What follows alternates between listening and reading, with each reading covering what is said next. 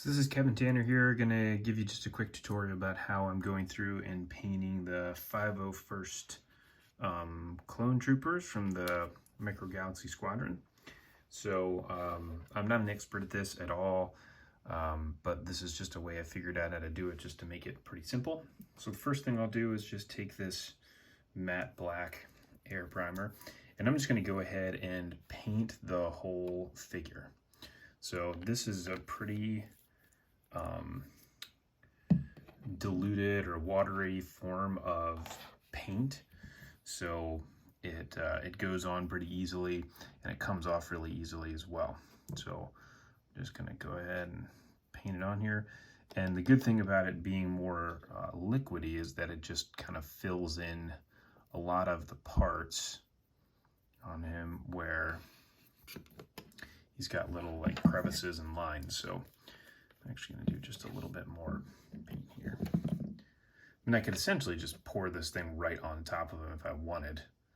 It doesn't really make that big of a difference, but and then as I'm going through and doing this, again, I'm going to do it relatively heavy just to make sure that the paint gets down inside of all the little cracks.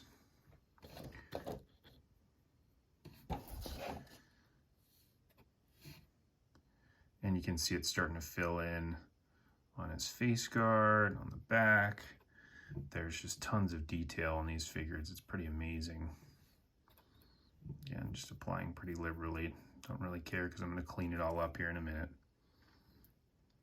And the good thing about doing this specific type of paint that I've found is it dries relatively fast, so I can get to the next phase pretty quick. I'm a pretty impatient person, so I like being able to move on to something else pretty fast.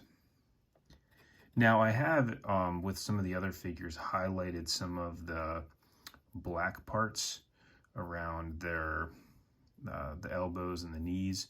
This time I'm not going to. I want to just see how it turns out. I haven't done it this way yet, where I've just painted the whole thing like this.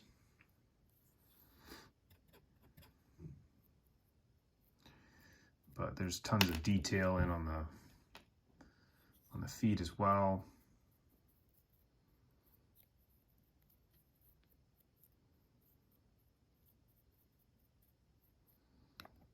Okay,